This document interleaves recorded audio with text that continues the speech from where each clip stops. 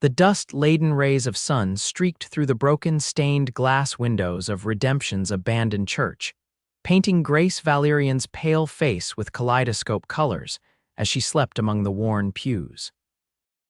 Garrett Wildes stood in the doorway, his silhouette framed by the harsh desert light of 1876 Arizona territory, his breath catching in his throat at the sight of her.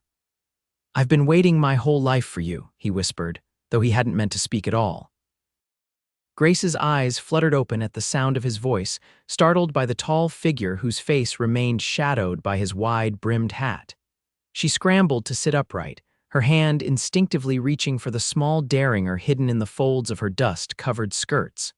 "Who are you?" she demanded, her voice stronger than she felt. "And what do you mean by sneaking up on a lady?" Garrett stepped further into the church, allowing her to see his face, weather-beaten but handsome, with eyes the color of a summer storm. He removed his hat respectfully, revealing sun-streaked brown hair that curled slightly at his collar. "Apologies, madam. I'm Garrett Wildes. I look after this place, or what's left of it." He gestured to the dilapidated building around them. Finding someone asleep in here was unexpected. Grace's fingers relaxed their grip on the hidden pistol as she assessed him. His clothes were worn but clean, his stance relaxed but alert, the bearing of a man comfortable with the harsh realities of frontier life. "I'm Grace Valerian. My stagecoach was robbed 10 miles back. The driver was shot and I was forced to walk." She smoothed her wrinkled dress, suddenly conscious of her disheveled appearance. "I thought this place was abandoned," Garrett nodded, keeping a respectful distance. "It mostly is. Redemption's almost a ghost town now, but some of us still remain. I keep an eye on the church, make sure no one disturbs it." "Well, I've disturbed it now, haven't I?" Grace attempted a smile, but exhaustion made it falter. "I don't suppose there's anywhere in this ghost town where a lady might find proper lodging. There's a boarding house down the street. Mrs. Holloway still takes in the occasional traveler." Garrett paused, studying her with an intensity that made Grace both uncomfortable and intrigued. "If you'd allow me, I can escort you there." Grace stood, wavering slightly on her feet. "That would be most appreciated, Mr. Wildes." As they stepped out into the harsh sunlight, Grace shielded her eyes, taking in the dusty main street of Redemption for the first time. A handful of buildings remained occupied, but many had been reclaimed by the desert windows boarded, porches sagging, the promise of prosperity long faded. "What did you mean?" Grace asked suddenly, stopping in her tracks. "When I woke up, you said you'd been waiting your whole life for me." Garrett's face colored slightly beneath his tan. "You heard that. I thought you were still asleep." "I was until I wasn't." She fixed him with a direct gaze. "It's a strange thing to say to a woman you've never met, Mr. Wildes." He replaced his hat, pulling the brim low. "It is indeed, Miss Valerian. Perhaps someday I'll explain it to you." He gestured ahead. "The boarding house is just there." Grace followed his indication, but remained curious about the tall cowboy and his strange declaration. Little did she know that their chance meeting in the abandoned Church of Redemption would alter the course of both their lives. Mrs. Holloway was a stern-faced widow with sharp eyes that missed nothing. She looked Grace up and down with undisguised suspicion.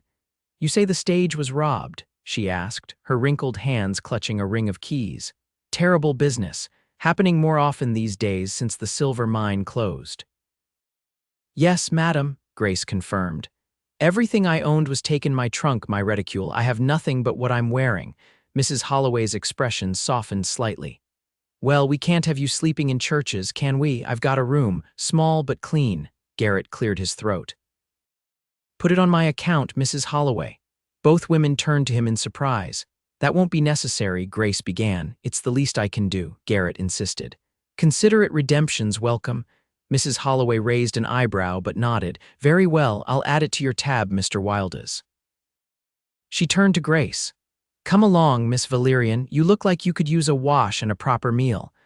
As Grace followed the older woman up the narrow staircase, she glanced back at Garrett, who remained standing in the doorway, his expression unreadable. "Thank you," she said softly. He nodded once. "I'll check on you tomorrow, Miss Valerian. Perhaps by then the sheriff will have news of the stage robbery." After Mrs. Holloway showed her to a small but tidy room and provided a basin of water and a simple meal. Grace sat on the edge of the narrow bed, contemplating her situation. She had come west with such determination, such certainty about her future. Now, all her carefully laid plans seemed as insubstantial as the dust devils that danced across the desert. She reached into her boot and withdrew the only possession the bandits hadn't taken: a folded letter, worn at the creases from repeated reading. The letter that had brought her to this desolate corner of the Arizona Territory. "My dearest Grace," it began in her father's familiar handwriting. "If you are reading this, I have passed from this world and you have discovered the truth about your inheritance." Grace refolded the letter carefully. Tomorrow, she would need to find her father's claim, assess what if anything remained of it. But tonight, she would rest and try to forget the strange, intense gaze of the cowboy who claimed he had been waiting for her his entire life. Morning came with the harsh brilliance particular to the desert.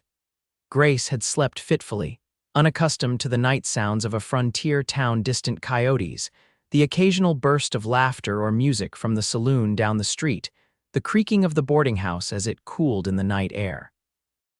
She washed her face in the basin, grimacing at having to don the same travel-stained dress she'd worn for days. A soft knock at her door startled her. "Miss Valerian," Mrs. Holloway's voice called, "I've brought you something." Grace opened the door to find the landlady holding a bundle of fabric. "It isn't much," Mrs. Holloway said, passing the bundle to Grace. "My daughter left some things behind when she married and moved to Tucson. You're about her size. Can't have you wearing those filthy clothes another day." Grace accepted the simple calico dress and undergarments with genuine gratitude. "This is most kind, Mrs. Holloway." The older woman waved away her thanks. "Mr. Wildes is downstairs waiting. Says he's taking you to see Sheriff Davis about the robbery." She paused, her sharp eyes assessing Grace.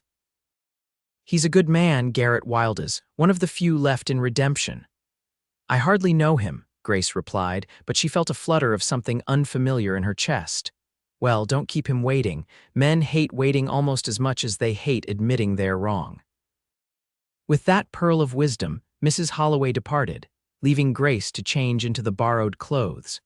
When she descended the stairs 20 minutes later, Garrett Wildes stood from his chair in the small parlor, his eyes widening slightly at her transformed appearance.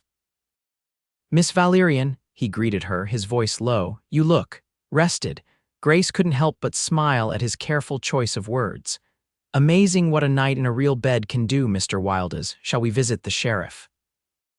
Outside, the morning heat was already building, though the sun had barely cleared the eastern mountains. Garrett offered his arm, which Grace accepted after only a moment's hesitation. "I hope you don't think me forward," she said as they walked, "but I'm curious. What brings a man like you to a dying town like Redemption?" Garrett's stride faltered almost imperceptibly. "What kind of man do you think I am, Miss Valerian? The kind who doesn't belong in a ghost town. You speak like an educated man, you carry yourself with confidence, and you clearly have Mrs. Holloway's respect, which I gather is not easily earned." A small smile played at the corners of his mouth. "Perceptive. I came here 5 years ago after the war, needed somewhere quiet to." He trailed off, then shrugged. "To start again, I suppose. You fought in the war between the states?" Grace asked, noting the shadow that crossed his features. "I did, Union cavalry, but that was another life." He nodded toward a small building with a weathered sign proclaiming it the sheriff's office. "Here we are." Sheriff Davis was a barrel-chested man with a magnificent mustache that seemed to have a life of its own. He listened to Grace's account of the stagecoach robbery with professional interest, jotting notes in a ledger. 3 men, you say, one with a scar across his cheek." The sheriff stroked his mustache thoughtfully. "Sounds like the Ryland brothers and their cousin Jenkins. They've been hitting stages between here and Tucson for months. Will you be able to recover my belongings?" Grace asked, though she already suspected the answer. Sheriff Davis sighed. "I'll send telegrams, alert the marshals, but honestly, Miss Valerian, those Rylands are slippery as eels. Your best hope is they decide your trunk ain't worth the trouble and abandon it somewhere." Grace nodded, having expected as much. "Thank you anyway, Sheriff. While I'm here, I wonder if you might help me with another matter." She withdrew her father's letter from her boot. I'm looking for a mining claim registered to Victor Valerian. The sheriff's bushy eyebrows shot up. Vic Valerian, you're his daughter. You knew my father. Everybody knew Vic. The sheriff glanced at Garrett, whose face had gone carefully blank. Claims about 3 miles north of town. Not much left of it, I'm afraid. The vein played out years ago. Still, it's mine now, and I'd like to see it. Grace's determination was evident in her voice. I'll take you, Garrett offered quietly. I know where it is. Sheriff Davis gave Garrett a long look that Grace couldn't interpret. That'd be best, I reckon. Ain't safe for a lady to be riding out alone, what with the Rylands about. As they left the sheriff's office, Grace turned to Garrett. You knew my father too, didn't you? He nodded, his expression solemn. I did. He was a good man, hardworking, honest. Garrett hesitated. I'm sorry for your loss, Miss Valerian. Thank you, it's been 6 months now. She looked down at the letter in her hand. He never told me about this place, about the claim. I only learned of it after his death. Garrett guided her toward the livery stable. I can arrange for horses. We can ride out this afternoon if you're feeling up to it. I am. Grace tucked the letter away. Mr. Wildes, I get the distinct impression there's something you're not telling me. His gray eyes met hers directly. There are many things I'm not telling you, Miss Valerian. We've only just met. And yet you've been waiting your whole life for me, she countered, unable to keep the challenge from her voice. For a moment, she thought he might finally explain that strange declaration. Instead, he simply offered his arm again. Let's get those horses. By noon, they were riding north out of Redemption, the town quickly swallowed by the vastness of the desert landscape. Grace rode side saddle on a docile mare, while Garrett led the way on a rangy buckskin gelding. Despite the growing heat, Grace found herself enjoying the journey, the harsh beauty of the territory beginning to reveal itself to her. How much further? She asked as they followed a dry creek bed between rocky hills. Just over that rise, Garrett pointed. Your father's claim is in the canyon beyond. As they crested the hill, Grace reined in her horse, taking in the view before her. A small cabin stood in the shadow of the canyon wall, its roof partially collapsed. Near it was the dark mouth of a mine shaft, supporting timbers weathered and leaning. A broken-down ore cart lay on its side nearby, and the remains of a corral completed the forlorn picture. This is it. Grace couldn't keep the disappointment from her voice. She didn't know what she'd expected, perhaps something grander, something that would explain why her father had spent the last years of his life in this desolate place instead of with her in Philadelphia. I'm afraid so. Garrett dismounted and tied his horse to a stunted juniper. The silver vein was promising at first, but it pinched out quickly. Your father kept it longer than most would have, believing it would widen again deeper in. Grace allowed Garrett to help her down from her horse. Did it widen again? He shook his head. Not that I know of.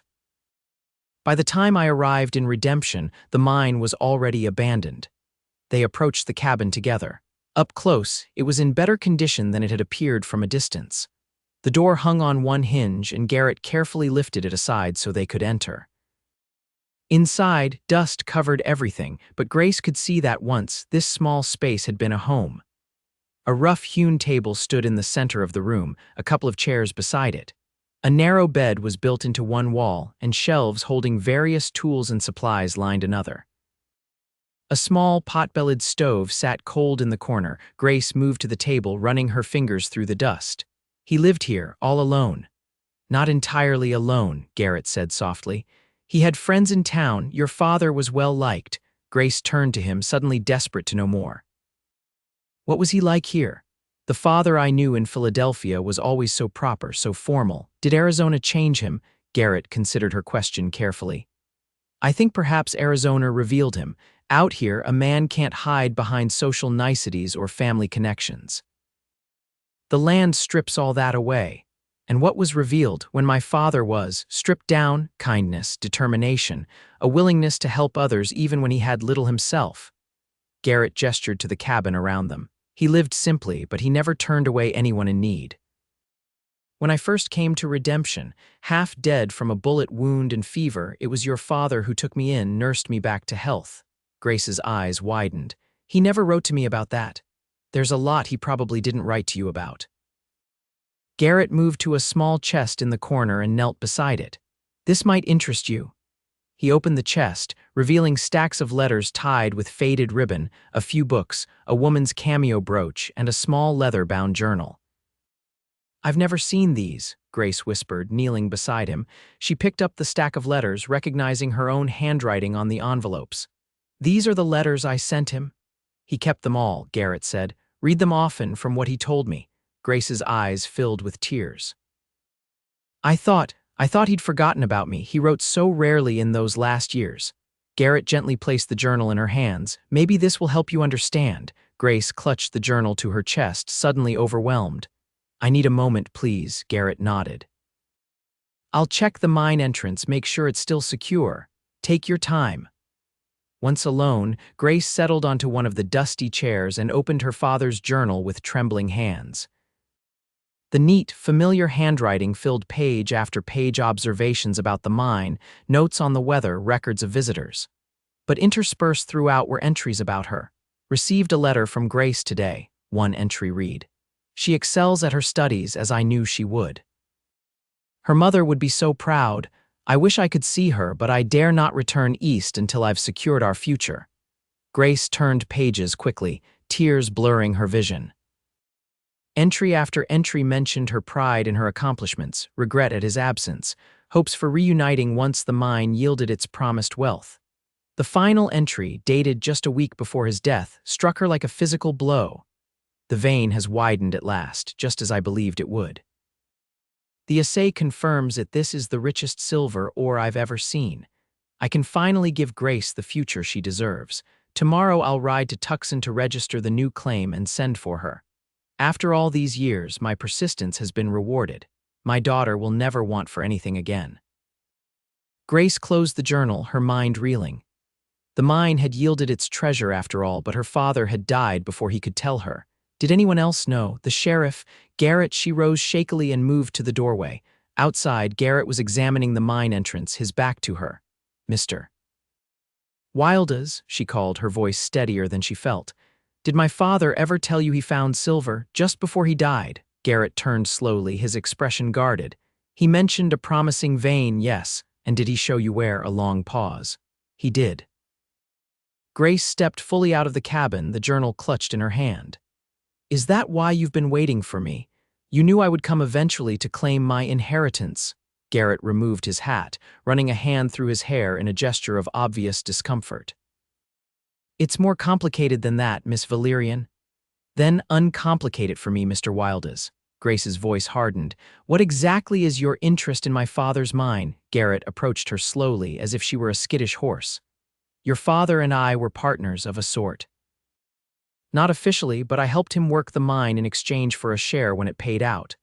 Yet the claim is in his name alone." "It is, and now it's yours. I've never disputed that." Grace studied him, trying to discern the truth in his eyes. "So you've been looking after the old church, waiting for Victor Valerian's heir to arrive, hoping to convince me to honor some verbal agreement." Garrett's jaw tightened. "That's not fair, Miss Valerian, isn't it? What would you call it?" "I'd call it keeping a promise." His voice was low, intense. "I promised your father I'd look after his interests and yours if anything happened to him. That's why I stayed in redemption when everyone else was leaving. That's why I've kept an eye on this place, making sure no claim jumpers moved in." "And what did you expect in return?" Grace demanded. "Nothing you weren't willing to give." Garrett replaced his hat, his expression now carefully neutral. "Your father thought highly of you, Miss Valerian. He believed you'd be fair." Grace felt a flush of shame at her accusations. "I apologize, Mr. Wildes. This has all been overwhelming." His expression softened, understandably so. A tense silence stretched between them until Grace finally spoke again. "Would you show me the silver vein my father found?" Garrett nodded. "We'll need lamps." "There should be some in the cabin." They located 2 oil lamps, which Garrett lit with careful efficiency. He handed one to Grace and led her to the mine entrance. "Stay close," he warned. "The supports are old and there could be loose rock." The air grew cooler as they entered the mine, the lamplight casting eerie shadows against the rough-hewn walls. Grace lifted her skirts slightly to avoid the muddy ground, following Garrett's sure steps as the passage descended. Your father dug this entire shaft himself, Garrett explained, his voice echoing slightly. Took him years. How deep does it go? Grace asked, trying to keep the nervousness from her voice. The weight of the mountain above them was almost palpable. About 100 yards, with some smaller drifts branching off. The vein he found is in the furthest section. They continued in silence for several minutes, the passage growing narrower and lower until they had to duck their heads. Finally, Garrett stopped at what appeared to be a dead end. Here, he said, raising his lamp. Look closely. Grace stepped forward, holding her own lamp high. At first, she saw nothing but the dull gray of rock. Then, as her eyes adjusted, she gasped. Running through the stone wall was a ribbon of metallic ore at least 6 inches wide, glinting in the lamplight. Is that? Silver, Garrett confirmed. The richest vein I've ever seen. Your father was right all along. Grace reached out, running her fingers along the glittering surface. He never gave up. No, he didn't. That was Victor Valerian's way, stubborn as the day is long. Garrett's voice held a note of admiration. And now it's mine, Grace murmured, still tracing the vein with her fingertips. Yes, it is. The question is, what will you do with it? Grace turned to face him, their lamps creating a small island of light in the darkness. I don't know the first thing about mining, Mr. Wildes. Few do when they start. His gray eyes reflected the lamplight. But you could learn or hire someone to work it for you. Someone like you. She asked, watching his reaction carefully. I know the mine. I know what your father intended. Garrett held her gaze. But that's your decision, Miss Valerian. I won't pressure you. Grace considered him in the flickering light, this man who had waited for her, who had known her father in ways she hadn't. I need time to think. This is all happening so quickly. Of course. Garrett nodded toward the passage behind them. We should head back. It'll be dark soon, and it's not safe to ride these trails at night. As they made their way back to the surface, Grace's mind whirled with possibilities. She had come west expecting to find closure, perhaps a few mementos of her father's life. Instead, she had discovered a fortune and a mystery in the form of Garrett Wildes. They emerged from the mine into the late afternoon sunlight. While they had been underground, clouds had gathered on the horizon, promising a rare desert storm. We should hurry, Garrett said, securing the mine entrance with practiced movements. Those clouds mean business. They mounted their horses and set off toward redemption at a brisk pace.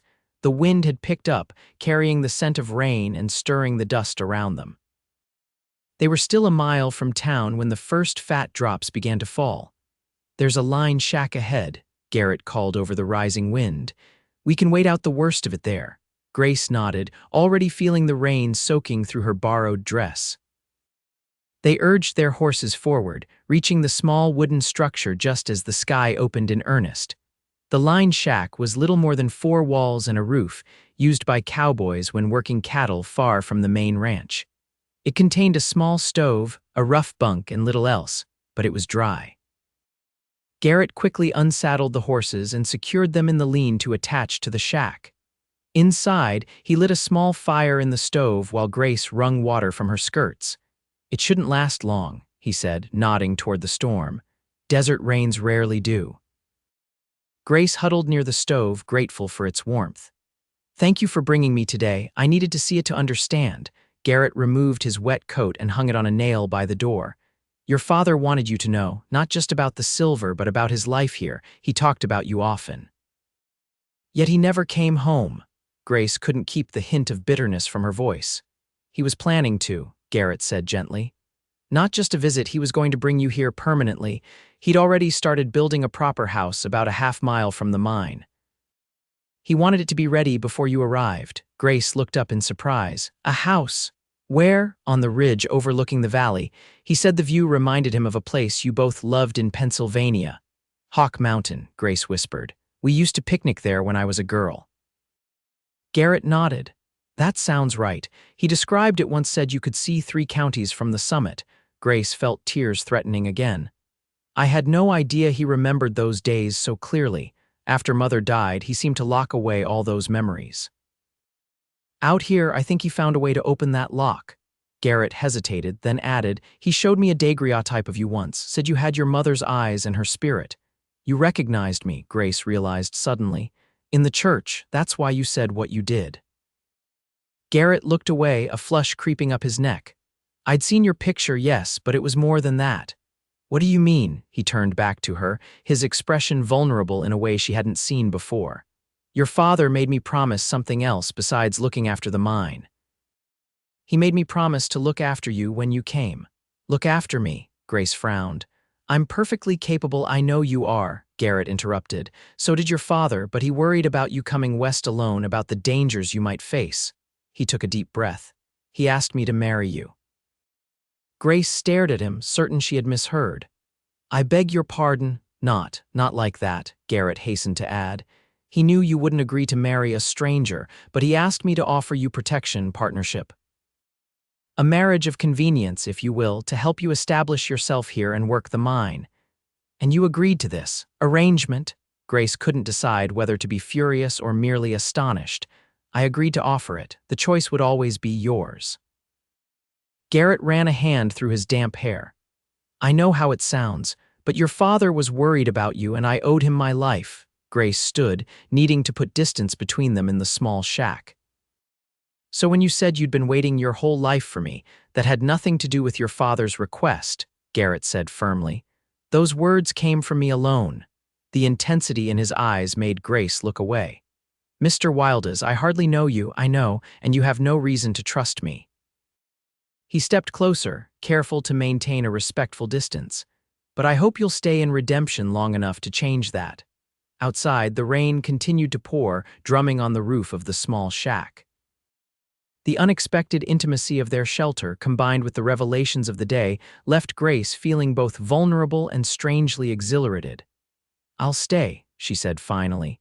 At least until I decide what to do about the mine. Relief washed over Garrett's features. That's all I ask, for now. The storm passed quickly, as Garrett had predicted. They rode back to redemption in companionable silence, the washed desert air crisp and clean around them.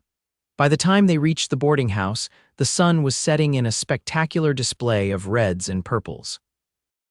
Would you join me for supper tomorrow? Garrett asked as he helped her dismount. There's more I should tell you about your father's claim. Grace studied him in the fading light, this man who had made promises to her father and waited patiently for her arrival. There was something steadfast about him that she found increasingly difficult to ignore. I'd like that, she said.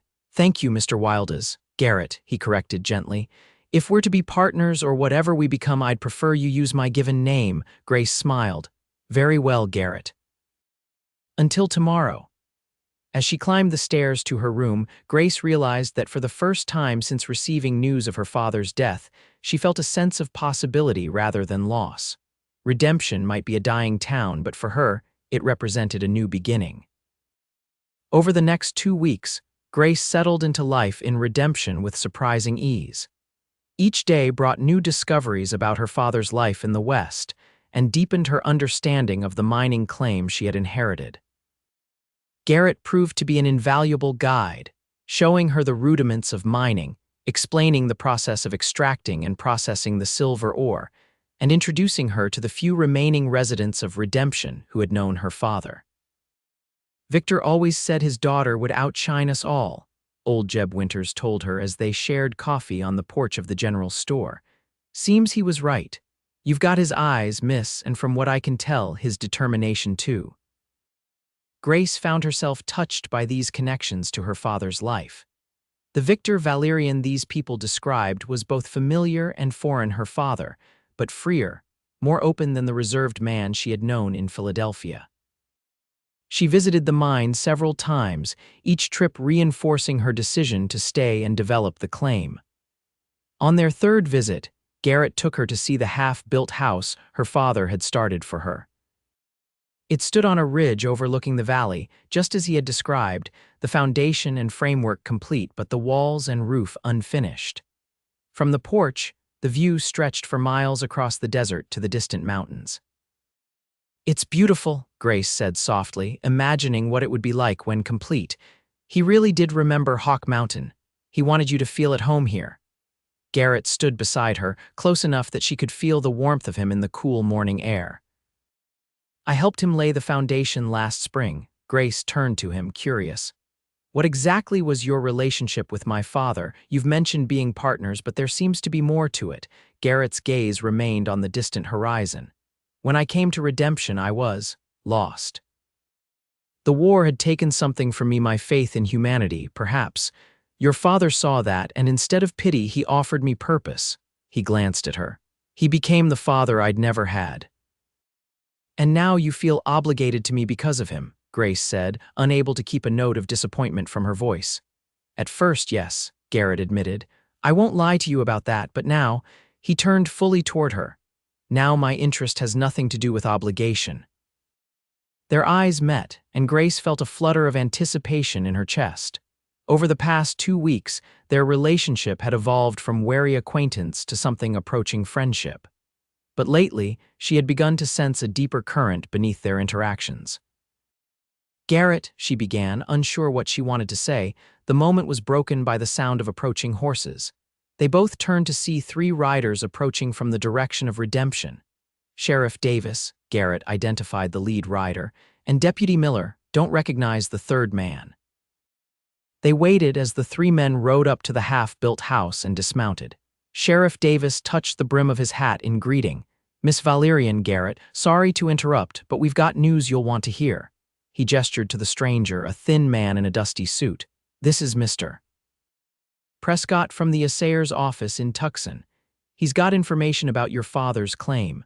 Grace stepped forward, her heart suddenly racing. What information, Mr. Prescott? The assayer removed his hat, revealing a balding head. Madam, I processed the samples your father brought in just before his passing. The quality of the ore was remarkable. I've been trying to locate his next of kin ever since. That would be me, Grace confirmed. What is it about the samples that concerned you? Not concerned, madam, impressed. Your father's silver vein is potentially one of the richest finds in the territory. Prescott pulled a folded document from his jacket. He filed a proper claim, but given the value, I thought you should know there have been inquiries about its status. What kind of inquiries? Garrett asked sharply. Mining companies mainly. Word gets around when a significant discovery is made. Prescott handed the document to Grace. This is a copy of the official assay. You might want to consider your options carefully.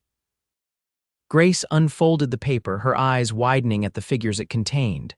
This can't be right. The value is substantial, Prescott finished for her. Your father discovered something quite extraordinary, Miss Valerian. Sheriff Davis cleared his throat. There's something else you should know. The Ryland gang was captured yesterday near the border. Your belongings were recovered, what's left of them. That's wonderful news, Grace said, still distracted by the assay report.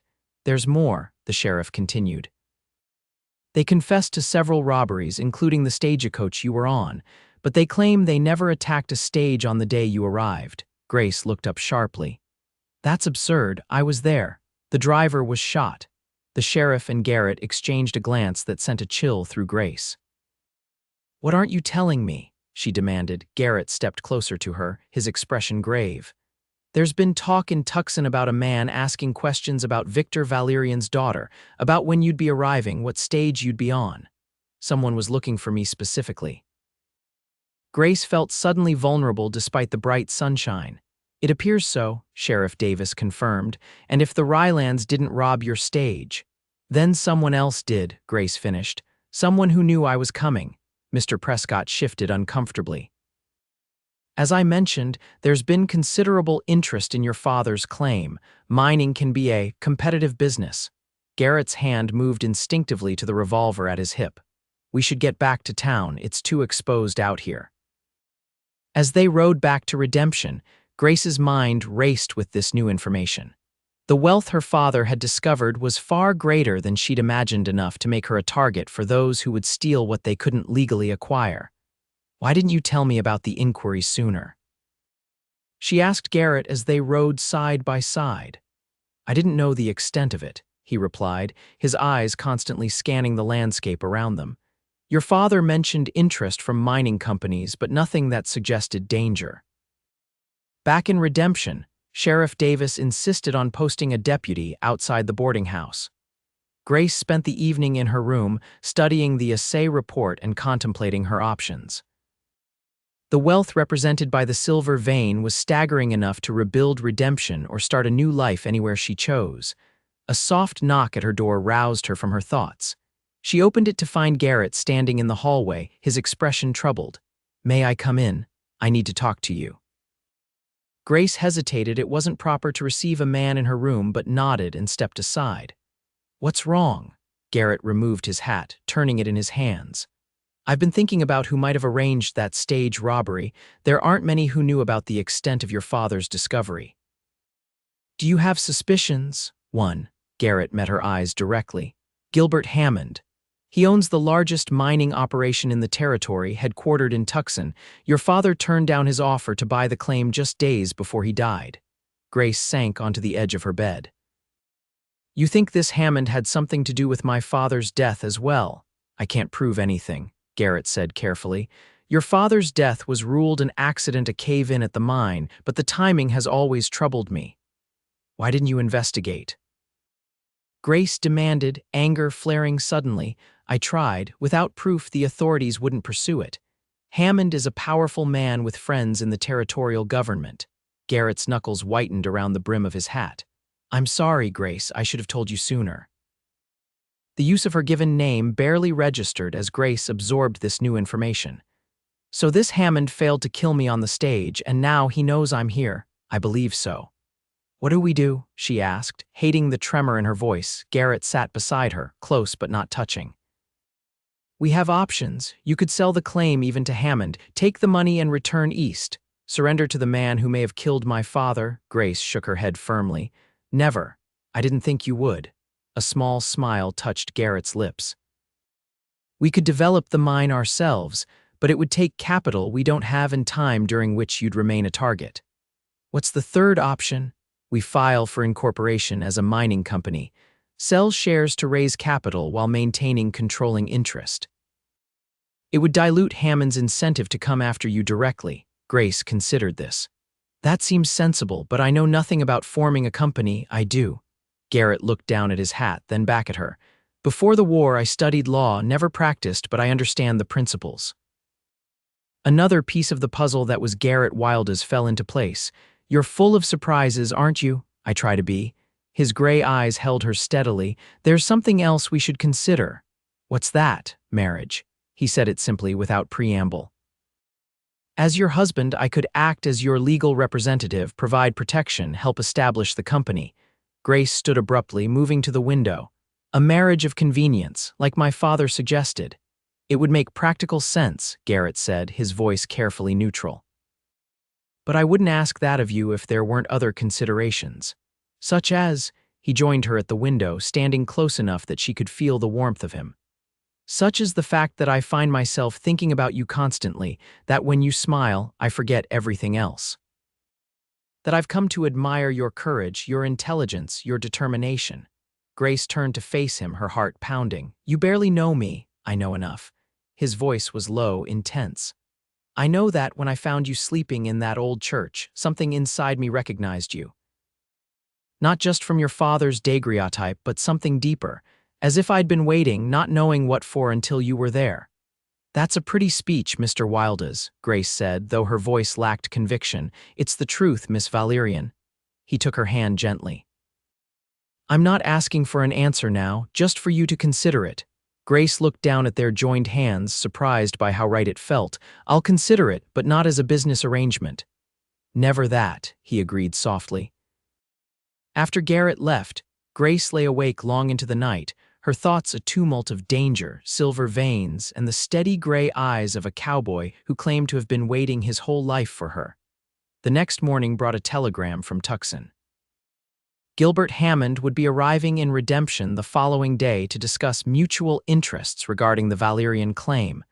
"This is good," Garrett insisted when Grace showed him the telegram. "It means he's willing to negotiate rather than resort to more direct methods." "Or he's coming to assess the situation himself," Grace countered. "Perhaps finish what his hired men couldn't. Either way, we'll be ready." Garrett's confidence was reassuring. "I've already spoken with Judge Wilson in Tucson about the incorporation papers. He's preparing them now." They spent the day preparing for Hammond's arrival. reviewing the details of the claim and determining their negotiating position. Grace found herself grateful for Garrett's knowledge and steady presence as they worked side by side in Mrs. Holloway's small parlor. By evening, they had developed a clear strategy. They would offer Hammond minority shares in their new company, Valerian Silver Mining Corporation, while maintaining controlling interest themselves. "Do you think he'll accept?" Grace asked as they finished their planning. "I don't know," Garrett admitted, "but it's a fair offer that allows him to profit from the mine without controlling it." As they gathered their papers, their hands brushed, sending a now familiar tingle up Grace's arm. She had become increasingly aware of Garrett's proximity throughout the day, distracted by the subtle scent of leather and soap that seemed to surround him. "Garrett," she said impulsively. "About your proposal," he looked up, his expression carefully guarded. "Yes, I've been considering it." "As you suggested." And his voice was steady, but she could see the tension in his shoulders. "I'm not ready to give you an answer, not yet." Grace met his gaze directly. "But I want you to know that when I do, it won't be because of the mine or Hammond or any practical consideration." The smile that spread across his face transformed his features, erasing the worry lines and making him look years younger. That's all I needed to hear. Gilbert Hammond arrived the next day on the noon stage, accompanied by two men whose bulging jackets poorly concealed their firearms. He was a corpulent man with small, shrewd eyes and a manner that suggested he was accustomed to getting his way. They met in the sheriff's office, with Davis present as a neutral party. Hammond barely glanced at the incorporation papers Garrett presented, his attention focused entirely on Grace. "Miss Valerian," he said, his voice surprisingly mellifluous for such a large man. "I'm terribly sorry about your father. Victor was a fine prospector, one of the best. His death was a great loss to the mining community." "Thank you, Mr. Hammond," Grace replied coolly. "I understand you made an offer for his claim shortly before his death." Hammond's smile didn't reach his eyes. "A standard business proposal. Your father preferred to develop the mine independently, which I respected. I'm making the same offer to you, $50,000 for full rights to the claim." Garrett leaned forward. "The assay values the ore at nearly 10 times that amount, Mr. Hammond. Raw ore in the ground isn't the same as silver in the bank, Mr. Wildes." Hammond's gaze flicked dismissively to Garrett. "There are costs to extraction, processing, transportation, not to mention the risks of mining itself." "We're aware of the economics," Grace interjected. "That's why we're offering you a 20% share in our corporation rather than selling outright." Hammond's expression hardened.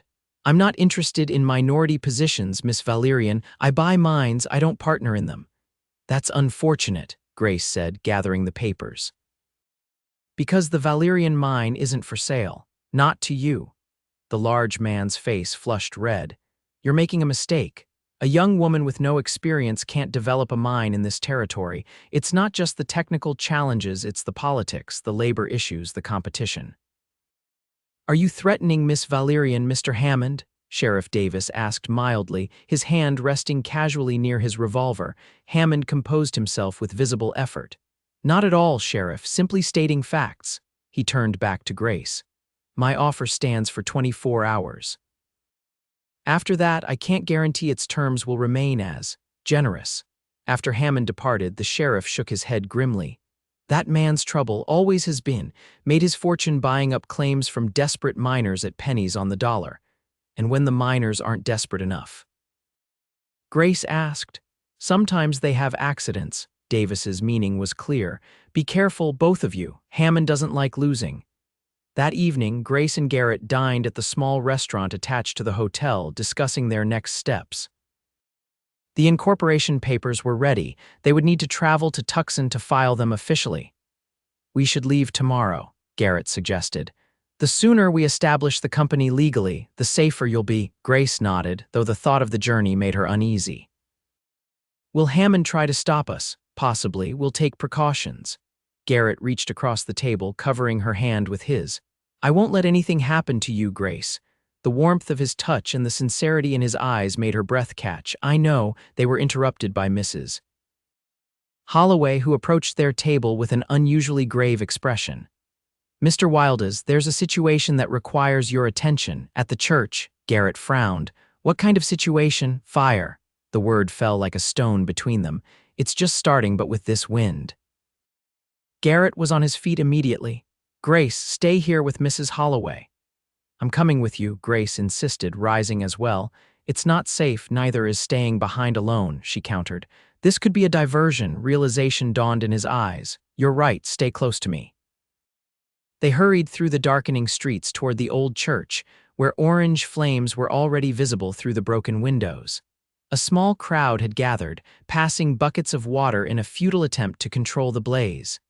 It's too far gone, Deputy Miller called as they approached. Must have caught hours ago and been smoldering inside. Garrett pulled Grace close, scanning the crowd and the surrounding buildings. This wasn't an accident. The church hasn't been used in years. There's nothing there to catch fire naturally. Hammond, Grace whispered, following his gaze. But why the church? A warning, perhaps. Or Garrett's eyes widened suddenly. A distraction. Grace, we need to get to the boarding house. Now. They ran back through the streets, ignoring the curious stares of townspeople. The boarding house appeared quiet, its windows dark except for the lamp in Mrs. Holloway's front parlor.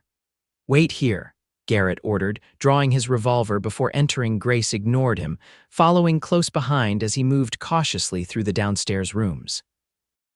Nothing seemed disturbed until they reached her room on the second floor. The door stood slightly ajar, though Grace was certain she had locked it before leaving for dinner. Garrett pushed it open slowly with the barrel of his gun. The room had been thoroughly searched, drawers emptied, bedding thrown aside, floorboards pried up. In the center of the bed lay her father's journal, its pages torn out and scattered across the floor. They were looking for something specific, Garrett said, holstering his weapon after ensuring the room was empty. Grace moved to the bed, picking up the gutted journal. The mine documents, the assay report. Did you leave them here? She shook her head. No, I've been carrying them with me. She patted the small leather pouch concealed in her skirts. But they wouldn't know that. Garrett knelt, gathering the scattered pages. We need to leave Redemption tonight. Hammond won't wait until morning to make his next move. Where will we go? Tucson. No, that's where Hammond will expect us to head. Garrett stood, handing her the collected pages. We'll go to the mine first, then circle around to approach Tucson from the east. It will take longer, but it's safer. Grace began quickly gathering essential items from the ransacked room. How soon can we leave? As soon as you're ready. I'll get the horses and meet you behind the boarding house in 20 minutes. Garrett moved to the door, then paused. Grace, I'm sorry about this. I should have anticipated. This isn't your fault, she interrupted firmly. It's Hammond's. And he won't get away with it. Garrett's expression softened. You're remarkable, you know that. Most women would be terrified. Who says I'm not? Grace managed a small smile. I'm simply too angry to show it. He crossed the room in 2 strides and before she could react, pulled her into his arms. His lips found hers in a kiss that was both gentle and urgent, a promise and a question all at once. When they parted, Grace felt breathless, her heart racing. What was that for? For courage, Garrett said softly. Yours and mine. He released her reluctantly. 20 minutes, be ready to ride hard.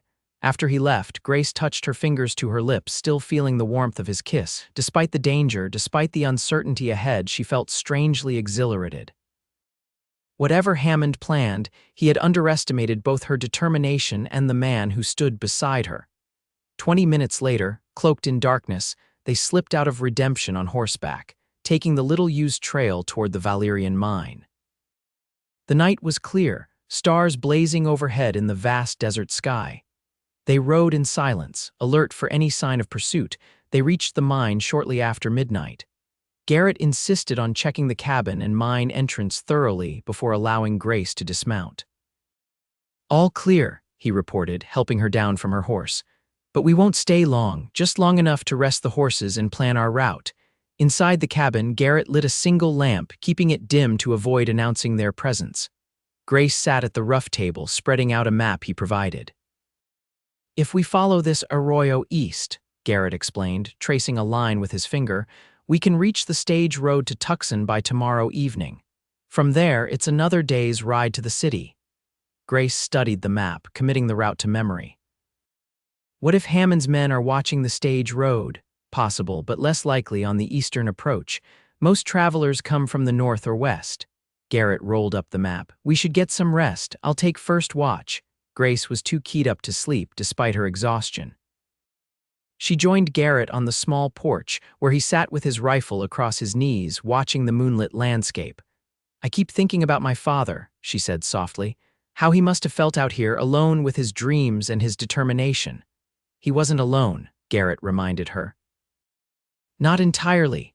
No, he had you. Grace studied his profile in the moonlight. Will you tell me how you met? The full story? Garrett was silent for a moment, gathering his thoughts. I was riding north from the border, running from memories more than anything else. Got ambushed by bandits about 10 miles south of here. They took my horse, my money, shot me, and left me for dead. How terrible, Grace murmured. Your father found me. He was prospecting in the area, heard the shots. Brought me here to this cabin and spent 3 weeks nursing me back to health. Garrett's voice held reverence. He had no reason to help a stranger, but that was Victor Valerian's way. That sounds like my father, Grace acknowledged. Always helping strays, my mother used to say. When I recovered, I offered to work for him to repay the debt. He refused payment but accepted my help with the mine. We worked side by side for nearly 3 years. Garrett turned to her, his expression visible even in the dim light. He talked about you constantly. Was so proud of the educated young lady you'd become. Yet he never came home, Grace couldn't help saying. He was determined to have something substantial to offer you first, wanted to rebuild the fortune he'd lost after your mother died. Garrett hesitated. He blamed himself for the investments that went wrong, for having to send you to live with your aunt while he tried to recover financially. Grace felt tears prick her eyes. I never cared about the money, I just wanted my father. He knew that toward the end. That's why he was building the house, planning to send for you regardless of whether the mine had paid out. Garrett took her hand gently. He died loving you more than anything in this world, Grace. Never doubt that. She leaned against his shoulder, drawing comfort from his solid presence. Thank you for telling me, for helping me understand him better. They sat in companionable silence as the moon tracked across the sky. Eventually, Grace's exhaustion overcame her, and she dozed against Garrett's shoulder until he gently woke her. There's movement on the ridge, he whispered, pointing to a distant shadow. Could be nothing, but we should move. They saddled the horses quickly and silently, then slipped away from the cabin, keeping to the shadows of the canyon wall. As they rounded a bend, a shot rang out, the bullet striking rock near Garrett's head. Ride, he shouted, spurring his horse forward. Grace followed, bent low over her horse's neck as more shots echoed behind them. They galloped down the canyon, taking a fork that Garrett indicated with a gesture. The narrow path wound through a maze of rock formations, eventually opening onto a broad plateau. They rode hard across the open ground, the sound of pursuit fading behind them. By dawn, they had put considerable distance between themselves and their pursuers. Garrett finally called a halt beside a small spring, allowing the exhausted horses to drink. We lost them, he confirmed after studying their back trail. For now, Grace dismounted stiffly, her entire body aching from the hard ride. How did they find us so quickly? Hammond must have had men watching all the trails out of redemption. Garrett filled their canteens from the spring. But we've bought ourselves some time. If we keep moving, we can reach the stage road by nightfall. They rested for an hour, then continued eastward, keeping to low ground where possible to avoid silhouetting themselves against the horizon. The day grew brutally hot, the sun beating down on them as they crossed the desert landscape. By mid-afternoon, Grace was struggling to stay upright in the saddle. Her face was burned despite the scarf she had wrapped around it, and her throat was parched despite careful rationing of their water. Just a little further, Garrett encouraged, riding close beside her. There's a line camp ahead where we can rest properly. The line camp proved to be another small cabin, similar to the one they had left behind but in better repair. It was unoccupied but stocked with basic supplies testament to the code of the West that demanded shelter be left ready for the next traveler. Garrett helped Grace dismount, concerned by her unsteadiness. You need to rest. I'll take care of the horses." Inside, Grace collapsed onto a narrow cot, too exhausted to argue. She must have fallen asleep immediately, for the next thing she knew, Garrett was gently shaking her awake. "Grace," he said softly, "you need to drink something and eat." She sat up groggily, accepting the cup of water he offered. "How long was I asleep?" "A couple of hours. It's nearly sunset." He handed her a plate of beans and salt pork he had warmed over the small stove. "Not exactly fine dining, but it'll keep your strength up." Grace ate hungrily, suddenly ravenous. As her fatigue receded, she became more aware of their situation alone together in this isolated cabin, miles from the nearest settlement. "What happens when we reach Tucson?" she asked, setting aside her empty plate. Garrett sat across from her on the cabin's only chair. "We file the incorporation papers, register your claim officially, and find a lawyer to represent our interests against Hammond.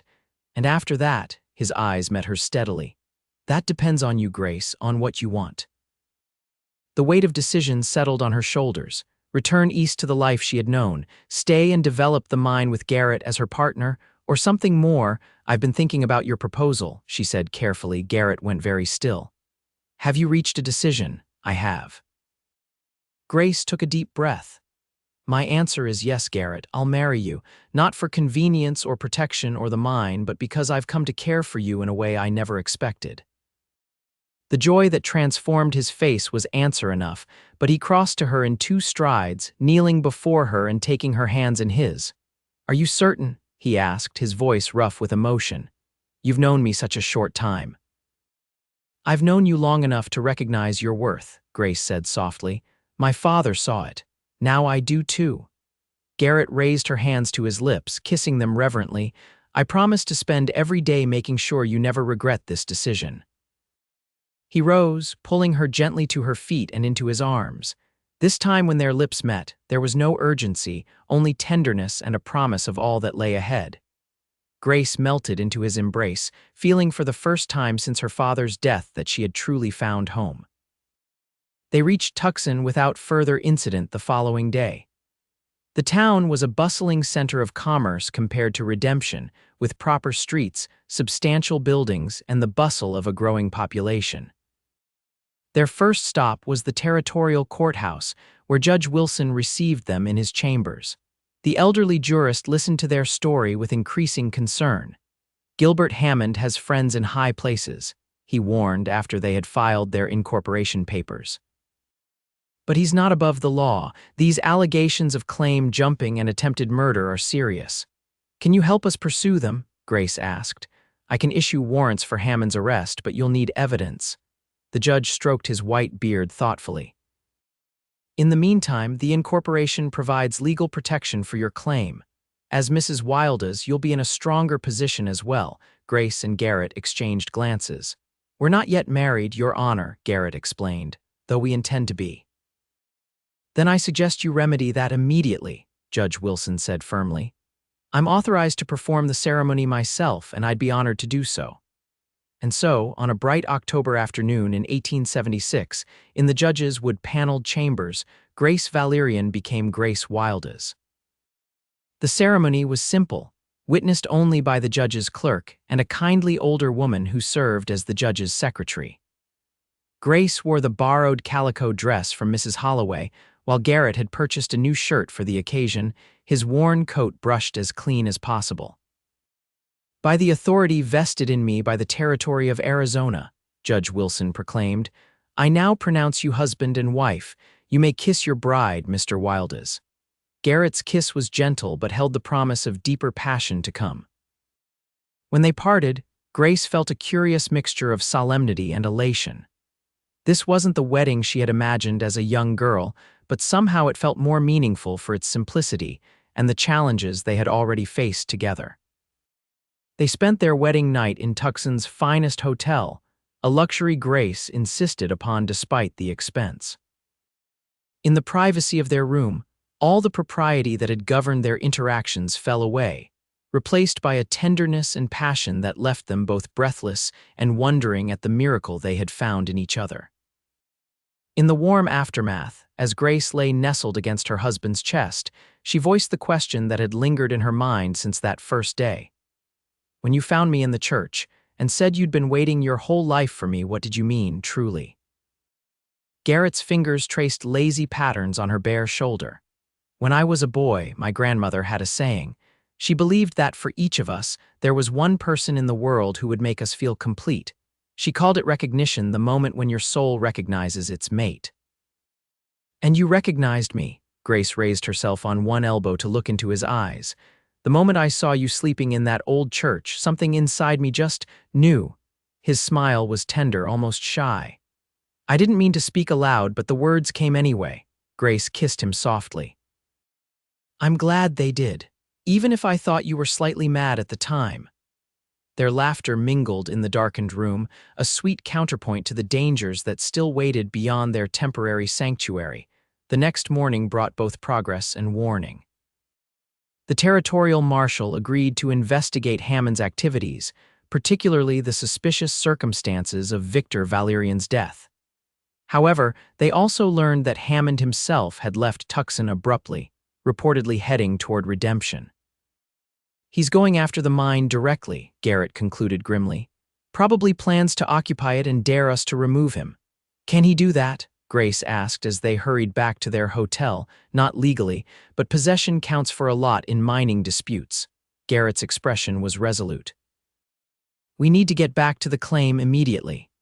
They departed Tucson within the hour, better equipped than before with proper supplies, stronger horses, and the legal protection of their incorporation papers. Grace also carried something else, a small derringer purchased at her insistence from a Tucson gunsmith. "I won't be helpless again," she had declared when Garrett questioned the purchase. "If Hammond wants war, he'll find I'm my father's daughter in more ways than one." They rode hard, taking a direct route back to the mine rather than the circuitous path they had followed to Tucson. By nightfall of the second day, they were approaching the ridge overlooking the Valerian claim. Garrett called a halt before they crested the ridge. "I'll go ahead on foot, see what we're facing." Grace nodded, too tense for words. While he was gone, she checked her derringer for the dozenth time, ensuring it was loaded and ready. When Garrett returned 20 minutes later, his expression was grim. "Hammond's there with at least 6 men. They've set up camp by the cabin and posted guards at the mine entrance." "What do we do?" Grace asked, her voice steady despite her racing heart. "We can't take on that many men directly, but I know this land better than they do." Garrett's eyes gleamed with determination in the gathering darkness. "There's another entrance to the mine, a ventilation shaft your father and I dug last year. It's hidden in a stand of junipers about a quarter-mile west of the main entrance. Can we use it to get inside? It's narrow, but yes. Once inside, we can access the main shaft and the silver vein. If we can document that Hammond is attempting to jump the claim, the marshal will have to act." The plan was risky, but their only option. They left their horses secured in a hidden arroyo and approached the mine on foot, using the darkness as cover. The ventilation shaft was exactly where Garrett had described, its entrance concealed by scrub brush. "I'll go first," he whispered, removing the brush covering. "It's about a 15-foot drop, but there are handholds cut into the sides." The shaft was barely wide enough for Garrett's shoulders. Grace watched anxiously as he lowered himself into the darkness, moving carefully until he disappeared from view. "All clear," his muffled voice called up after what seemed an eternity. "Your turn, Grace." Descending the narrow shaft was terrifying darkness enveloping her, the rough rock scraping her hands, the knowledge that Hammond's men were less than half a mile away. When she finally reached the bottom, Garrett's strong hands steadied her. "Well done," he whispered, pride evident in his voice. "This way." He lit a small miner's lamp, shielding most of its light with his body as they moved through a narrow tunnel. The air was stale but breathable, the silence broken only by the occasional drip of water from the ceiling. After several minutes of careful progress, they reached the main shaft. Here, the tunnel widened enough for them to stand upright, the walls shored up with timber supports placed by Victor Valerian's careful hands. "The silver vein is just ahead," Garrett murmured, leading her deeper into the mine. They had almost reached their destination when a noise from behind made them freeze. Footsteps multiple sets echoed in the tunnel, along with the glow of approaching lamps. They must have spotted our tracks, Garrett hissed, extinguishing their lamp. Quick, this way. He pulled Grace into a small side drift, pressing them both against the wall as the footsteps grew louder. Grace's heart pounded so violently she was certain it would give them away. Spread out, a voice commanded Hammond's unmistakable cultured tones. They must be here somewhere, find them. And then what, boss? Another voice asked. Then we have an unfortunate cave-in, Hammond replied coldly. Just like the one that claimed old Valerian, history repeating itself, you might say. Grace's hand tightened around her derringer, fury replacing fear at this confirmation of her father's murder. Garrett's arm around her waist held her firmly in place, preventing the rash action her anger demanded. They remained motionless as Hammond's men moved past their hiding place, the lights from their lamps casting grotesque shadows on the tunnel walls. Once the searchers had moved further down the main shaft, Garrett pulled Grace in the opposite direction, toward a tunnel she hadn't noticed before. "Where does this lead?" she whispered. "Your father's secret," Garrett breathed against her ear. "A second silver vein, even richer than the first. He discovered it just before he died. Hammond doesn't know about it." They moved carefully through the narrow passage until it opened into a small chamber. There, glinting in the beam of Garrett's relit lamp, was a vein of silver ore that made the first look insignificant by comparison. It ran from floor to ceiling, at least a foot wide in places, pure enough that Grace could see her reflection in its polished surface. "It's magnificent," she whispered, understanding at last what had kept her father working this seemingly played-out mine long after others had abandoned redemption. "It's more than that," Garrett said, his voice filled with awe despite their precarious situation. "It's the motherlode, enough silver to rebuild redemption 10 times over." The sound of Hammond's men calling to each other echoed faintly in the distance, reminding them of the danger they faced. "We need to get out of here," Grace urged. "Get back to Tucson, bring the marshal."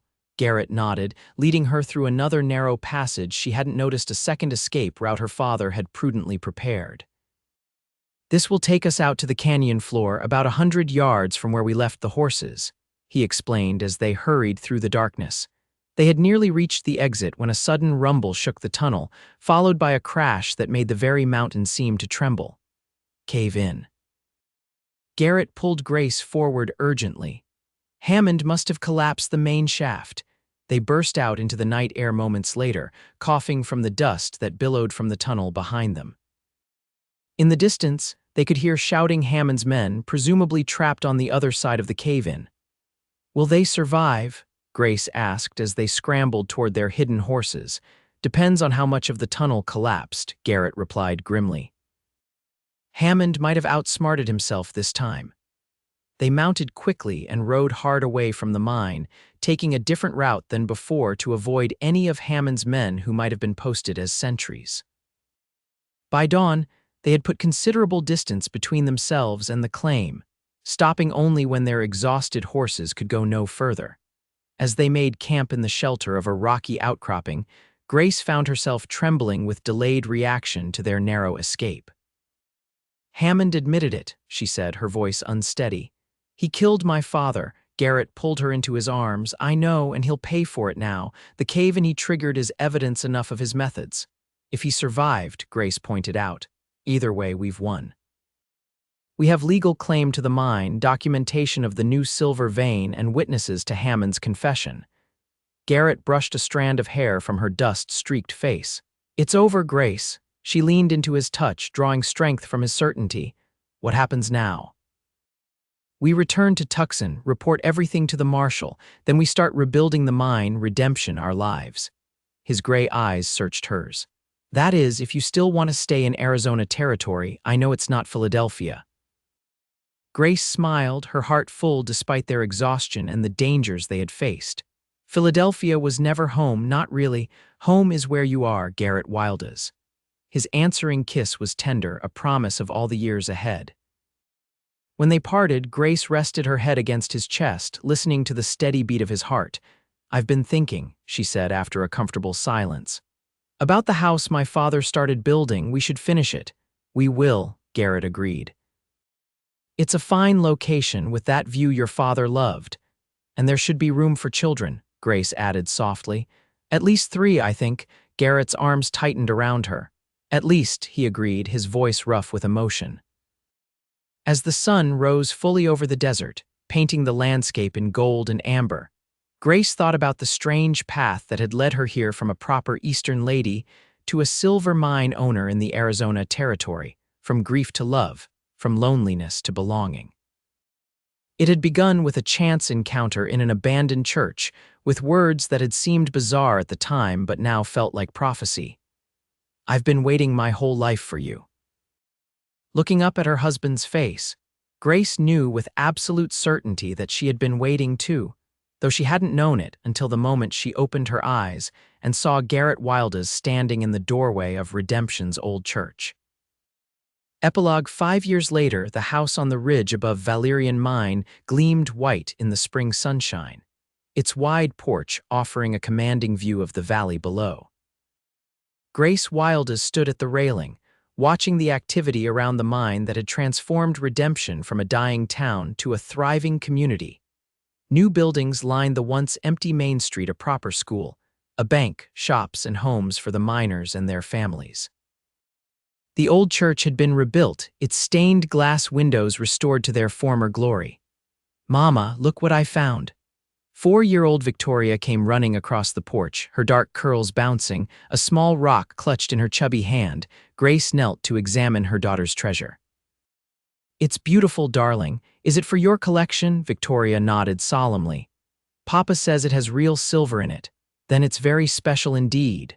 Grace smoothed her daughter's hair, marveling as she often did at how perfectly the child combined her features with Garrett's. The sound of approaching horses drew her attention. Garrett was returning from town with their 2-year-old son, Gregory, perched happily in front of him on the saddle. Behind them rode Sheriff Davis, the same bushy, mustached lawman, now serving a community 10 times the size of the one he had watched over when Grace first arrived. "They're back early," Grace commented to Victoria. "Why don't you go help Aunt Martha set the table for lunch?" "Sheriff Davis will be joining us." As Victoria scampered inside to help their housekeeper, Grace moved to the porch steps to greet her husband and son. Garrett handed Gregory down to her before dismounting, his face alight with news he was eager to share. "It's official," he announced, kissing her briefly but thoroughly. "The territorial governor has approved Redemption's application for incorporation as a proper city." "That's wonderful." Grace shifted Gregory to her hip, accepting the official document Garrett handed her. "All your hard work as mayor has paid off." Sheriff Davis dismounted more slowly, his joints protesting after years in the saddle. "And that's not all the news," he added with a twinkle in his eye. "Got a telegram from the federal marshal. Gilbert Hammond died yesterday in prison." Grace absorbed this information with a complex mixture of emotions. Hammond had survived the cave in 5 years earlier, only to face justice for Victor Valerian's murder and numerous other crimes. His mining empire had crumbled during his imprisonment, his properties divided among those he had wronged. "I can't say I'm sorry," she admitted, "but I hope he found peace at the end." Garrett's arm slipped around her waist. "You're a better person than I am, Mrs. Wildes." "Hardly that," Grace demurred. "Just older and wiser." They watched as Sheriff Davis made his way into the house, already being accosted by Victoria with questions about his magnificent mustache. 5 years, Garrett mused, looking out over the town below. "Sometimes I can hardly believe how much has changed." Grace followed his gaze, seeing not just the physical transformation of Redemption, but the community they had helped build, the families who had moved in, the businesses that had flourished, the future they had secured for their children. "Sometimes I think about that day in the church," she said softly. "How different my life would have been if I'd chosen another place to rest, or if you hadn't kept your promise to my father." Garrett turned her to face him, his gray eyes as intense as they had been on that first day. "We would have found each other somehow, I'm certain of it. Because you were waiting your whole life for me," Grace teased gently. "Exactly that." He kissed her again, lingering this time. "And I'd wait another lifetime if necessary." Gregory squirmed between them, demanding attention with a determined "Papa, up!" Laughing, Garrett lifted his son high above his head, eliciting delighted giggles from the boy. Grace watched them, her heart full to bursting with love for her family and the life they had built together. Later that evening, after the children were asleep and Sheriff Davis had returned to town, Grace and Garrett sat together on the porch swing, watching as stars appeared one by one in the vast desert sky. "I received a letter from Aunt Margaret today," Grace mentioned, her head resting comfortably on her husband's shoulder. "She's still trying to convince me to return east for a visit." "We could go," Garrett offered. "The mine can run without us for a while." The children would enjoy seeing Philadelphia. Grace considered the idea. "Perhaps next year, when the baby is a little older." Garrett's hand moved to rest gently on her still flat stomach. "Are you sure you're feeling well enough? No more morning sickness?" "None today," Grace confirmed, covering his hand with hers. "Dr. Collins says this one is strong and healthy." They sat in contented silence for a while, listening to the night sounds of the desert, so different from the city noises Grace had grown up with, yet now as familiar and comforting as a lullaby. "We should visit the old church tomorrow," Grace suggested suddenly. "Light a candle for my father." "I'd like that," Garrett agreed. "It seems fitting somehow, everything began there." Grace smiled in the darkness, thinking of the strange, winding path that had led her to this moment, the loss that had brought her west, the danger that had revealed her strength, the love that had given her a new beginning. "Do you ever regret it?" she asked quietly. "Staying in redemption when you could have gone anywhere after the war," Garrett's arm tightened around her. "Not for a single moment. How could I regret the decision that led me to you?" In the distance, the lights of redemption twinkled like earthbound stars, a testament to what they had built together from the remnants of a ghost town and the legacy of Victor Valerian's dream. Above them, the desert sky spread vast and eternal, witness to their journey from strangers to lovers to family. Grace turned her face up to her husband's, finding his lips in the darkness with practiced ease. "Nor do I," she whispered against his mouth. "Not for a single moment." And as their kiss deepened beneath the Arizona stars, Grace knew with absolute certainty that this man, this life, this love was what she had been waiting for all along.